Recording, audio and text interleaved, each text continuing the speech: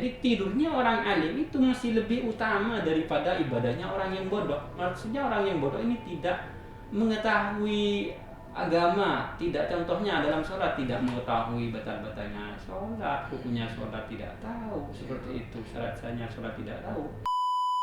Assalamualaikum warahmatullahi wabarakatuh. Halo Sobat Lensa, selamat datang di episode podcast kali ini. Di sini di podcast kali ini kita akan membahas tentang Ramadan, yang dimana sekarang ini lagi memasuki bulan suci Ramadan. Nah, jadi dengan adanya topik Ramadan seperti ini akan bermanfaat juga buat kalian yang menonton dan juga buat orang-orang terdekat kalian mungkin ya, yang kita menonton. Nah, di sini di topik Ramadan kali ini akan berhubungan dengan era-era masa sekarang, yang dimana di era masa sekarang ini digitalisasi dan teknologi terus maju ya untuk seterusnya, yang dimana dengan adanya hal ini membuat suasana Ramadan dulu dengan yang sekarang tuh tentu juga berbeda ya. Nah, di sini kita sudah mendatangkan narasumber dari guru agama SMK N1 Probolinggo, yaitu ada Pak Salim. Assalamualaikum Pak. Waalaikumsalam Ya. warahmatullahi wabarakatuh. Gimana Pak perasaan Bapak selama masuki podcast di sini? Alhamdulillah senang ya untuk menghadiri kegiatan podcast di sini. Ya, Pak. Alhamdulillah Pak ya. Iya. Ya Pak, jadi di sini nih kita akan membahas tentang Ramadan di era-era masa sekarang dengan masa yang dulu ya Pak. Oh, Gitu Pak ya. Jadi mungkin langsung saja saya mulai ya Pak ya. Oh iya ya. Jadi Pak ya, untuk yang pertama nih, menurut Bapak ini apa Pak perbedaan suasana Ramadan yang dulu dengan suasana Ramadan di era sekarang Pak? Menurut pandangan saya pribadi, Ramadan dulu dengan Ramadan sekarang tentu jauh berbeda ya. Saya itu kelahiran tahun 93, artinya sekarang sudah kepala 3. Untuk pada zaman saya dulu ya, kalau dibandingkan yang sekarang, yang dimana sekarang ini penuh dengan digitalisasi ya. Pada zaman saya dulu HP masih jarang, TV juga masih jarang, tidak sebanyak dengan sekarang. Sekarang sudah apa-apa sudah ada di tangan sekarang ya. Kalau dibandingkan dengan sekarang, Ramadan sekarang kita gampang untuk mengakses banyak informasi, baik itu informasi yang bijak ataupun yang kurang bijak. Kalau pada zaman dahulu, pada masanya saya atau sebelum saya, jadi masih belum ada digital, masih jarang sekali. Jadi kegiatan Ramadan itu dilakukan dengan berkumpul bersama teman, belajar, bermain, dan juga kalau malam taraweh seperti itu. Tentu suasananya sangat berbeda ya. Suasananya sangat berbeda, namun tergantung kita untuk menyikapinya. Di era digitalisasi ini sudah gampang. Jadi di digitalisasi ini ada dua arah. Jadi arah kiri, arah kanan. Jadi kalau arah kiri itu menuju kepada kejelekan, tapi kalau arah kanan menuju kepada kebaikan. Seperti itu. Iya siapa? Iya Pak. Ini juga tergantung orangnya juga ya Pak. Nah, betul, tergantung orangnya juga, Iya. tergantung dengan lingkungan juga. Iya, ya, lingkungan seperti itu. juga Pak. Iya.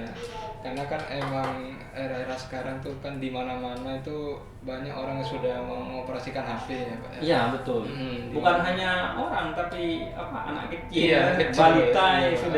sudah gampang, sudah pintar ya. Itu sudah mulai mengoperasikan HP mulai dari kecil gitu. Iya. Beda dengan suasana Ramadan dulu. Nah, pastinya Pak ya, dengan adanya hal seperti itu Pak ya, seperti orang banyak menggunakan HP, ya pastinya banyak juga Pak ya orang-orang yang mulai bermalas-malasan Pak ya. Seharian di bulan Ramadan ini pastinya ada Pak ya. Iya, betul. Terutama Malas-malasan di bulan Ramadan. Iya Pak, terutama nih pada para remaja nih Pak ya, mereka tuh emang kebanyakan pada bulan Ramadan tuh menghabiskan waktunya dengan bermain game, mungkin Iya. scroll sosial media, pokoknya menghabiskan waktu dengan hal-hal yang menurut saya itu kurang penting. Seperti itu. Nah, jadi Pak ya, saya ada pertanyaan ini yang berhubungan dengan yang ini. Bagaimana Pak ya cara kita tuh mengatur ya, terutama nih pada remaja ini, Iya. mengatur waktunya ini untuk ibadah, untuk mungkin bersosialisasi dengan lingkungan atau mungkin aktivitas yang aktif lainnya Pak ya. bagaimana agar remaja-remaja ini tidak seharinya tuh bermalas-malasan saja di rumahnya, biar mereka tuh biar bisa aktif gitu Pak ya di mana saja gitu Pak. Jadi seperti itu Pak. Oh, Gimana? iya. Terima kasih. Jadi tips untuk para remaja ya, utamanya sekarang Gen Z ya. Iya, Gen Z, Pak. Ya. Gen Z. Biar tidak rebahan tok ya, scroll TikTok, Facebook dan lain sebagainya. Maka hiduplah yang teratur. Kalau bahasanya itu disiplin ya, disiplin.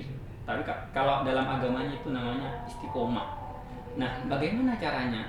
Jadi remaja-remaja sekarang itu jika mau produktif, berkualitas, maka harus membuat jadwal kegiatan. Jadi karena dengan adanya jadwal, secara tidak langsung kita akan merasa tertata seperti itu. Seperti contoh, datang ke sekolah paling telat di SMKN 1 Probolinggo jam 6.45. Nah, itu karena adanya jadwal. Coba kalau nggak ada jadwal, datang ke sekolah jam berapa saja. Nah, nanti bisa telat dan lain sebagainya seperti itu. Maka perlu penataan jadwal dari diri kita sendiri seperti itu.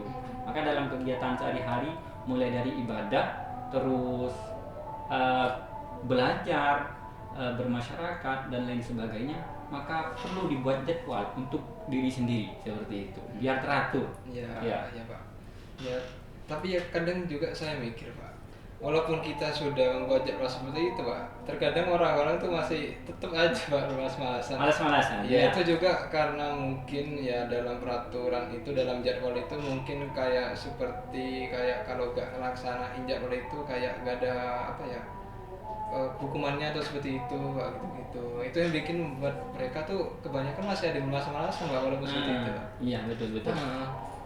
Walaupun seperti itu masih malas-malasan. Oke Pak, ya lanjut pertanyaan selanjutnya ya Pak ya. Iya. Jadi gini Pak ya, saya ingin cerita ya. Teman saya itu walaupun dimasuki bulan puasa ini dan sedang berpuasa, itu mereka tuh sikapnya tuh masih seperti hari-hari yang biasanya tuh Pak. Seperti kayak masih sering ngomong kasar Pak, seperti itu Pak. Kadang juga ada yang berbuat tidak sopan Pak, seperti itu. Iya, betul. Jadi di bulan puasa itu mereka tuh hanya seakan-akan hanya menahan lapar dan juga haus juga Pak, mereka fokusnya. Iya. Nah, apa pendapat Bapak buat orang-orang yang seperti itu Pak? Iya. Dalam puasa, selama tidak melaksanakan batal-batalnya puasa, ya puasanya sah secara hukum fikih seperti itu. Jadi kalau contoh dalam ketika berpuasa, ada yang mencuri, ada yang berbohong, itu memang tidak membatalkan puasa seperti itu. Namun itu adalah perbuatan yang salah, meskipun bukan bulan puasa, berkata bohong, berkata tidak sopan seperti mohon maaf, ANJIR seperti itu adalah kata-kata yang sangat jelek, tidak sopan. Bukan hanya di bulan Ramadan saja, meskipun di bulan-bulan lainnya memang tidak boleh berkata kotor seperti itu. Jadi laparnya dapat, hausnya dapat, kalau pahalanya wallah alam kurang tahu seperti itu. Tapi ya kebanyakan kalau sudah tidak sesuai dengan regulasi atau jalur agama, yang bisa dikatakan pahalanya berkurang seperti itu.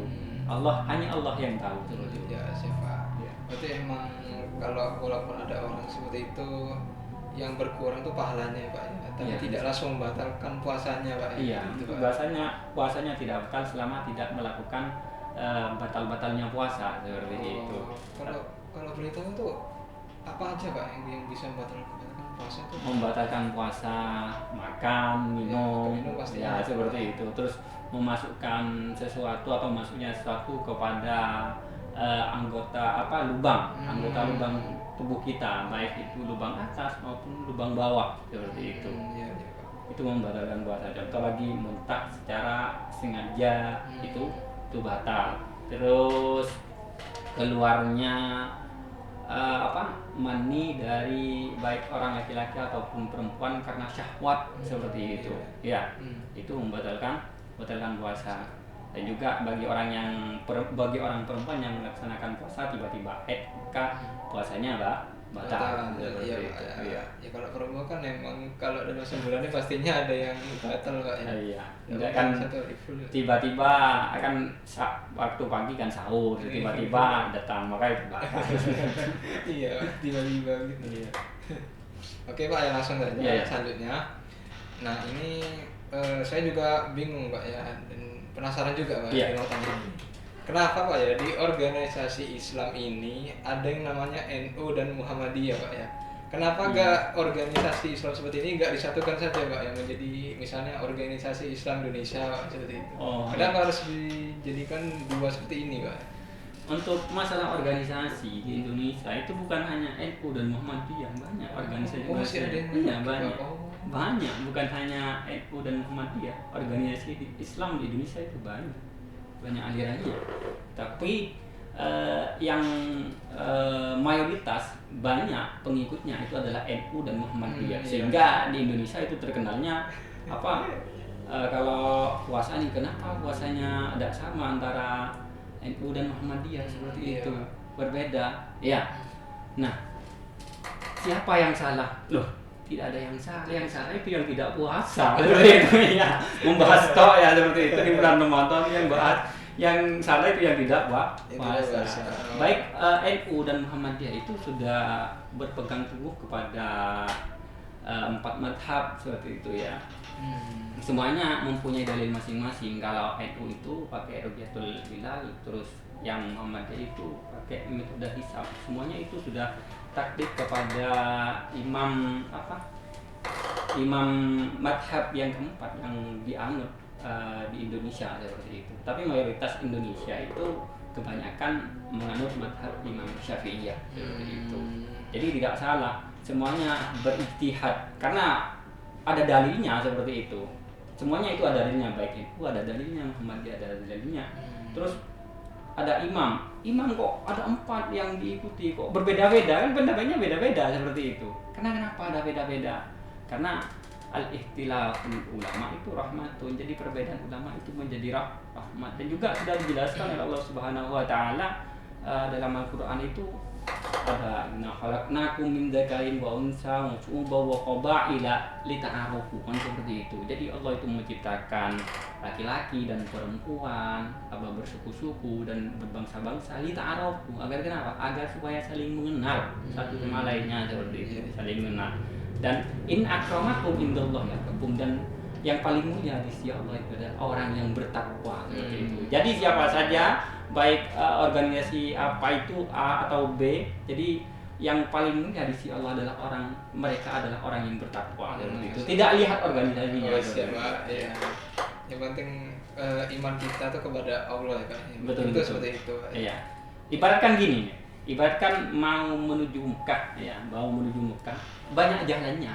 Ada yang jalan kaki kan seperti itu, ada yang terbang, ada pakai sepeda pancal dan juga sepeda motor dan lain sebagainya. Jadi kita beribadah kepada Allah itu banyak menuju jalannya. Ya siapa? Berarti emang organisasi yang banyak sebanyak itu ya, itu bukan menjadikan bagaimana kita tuh memperlakukan kita tuh kayak iman kepada Allah tuh sebagaimana Pak ya. Tetap tujuannya tuh satu Pak ya. Betul, tujuannya tetap satu, yaitu Tujuannya kepada tetap satu, Allah. iman Ya. kepada Allah. Seperti yang Indonesia berbeda-beda tapi tetap satu. tujuan. Nah, seperti itu. Ya Pak. Oke Pak. Oke lanjut pertanyaan selanjutnya ya Pak ya. Iya. Ini Pak, saya ingin mau cerita lagi Pak. Iya. Jadi kan di tahun sebelumnya itu kan ada tugas Pak ya. Iya. Tugasnya di mana itu dari SMK 1 ini yang waktu Ramadan itu dimana tugasnya itu menyuruh siswa-siswanya itu untuk selalu aktif gitu Pak sehari-harinya. Betul. Iya, jadinya dibuatlah seperti jurnal digital atau sekarang disebutnya itu Paislov gitu Iya, seperti itu. Ramadan.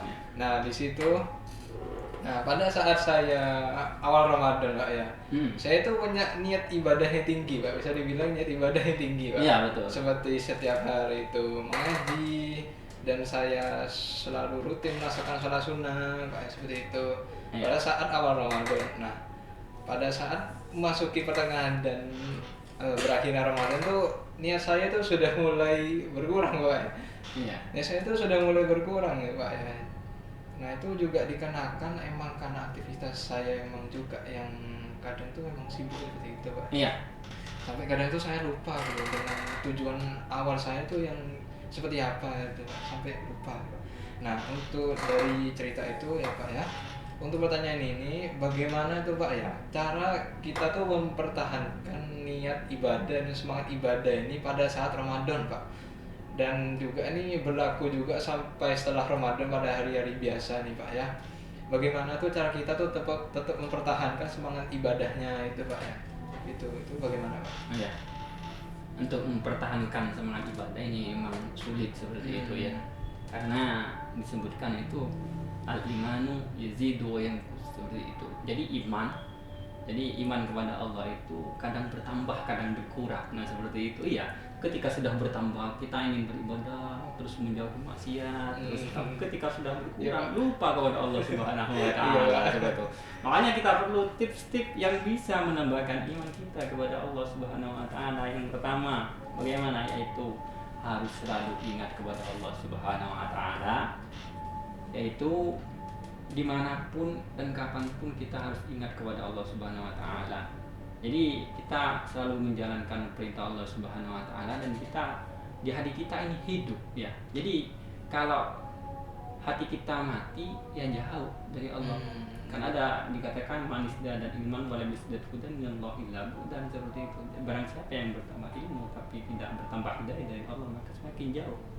Yang selanjutnya selain ingat kepada Allah, jadi hati ini ibaratkan tanaman seperti itu, ibaratkan tanaman. Jadi tanaman itu kalau tidak disiram pasti mati kan, seperti itu ya.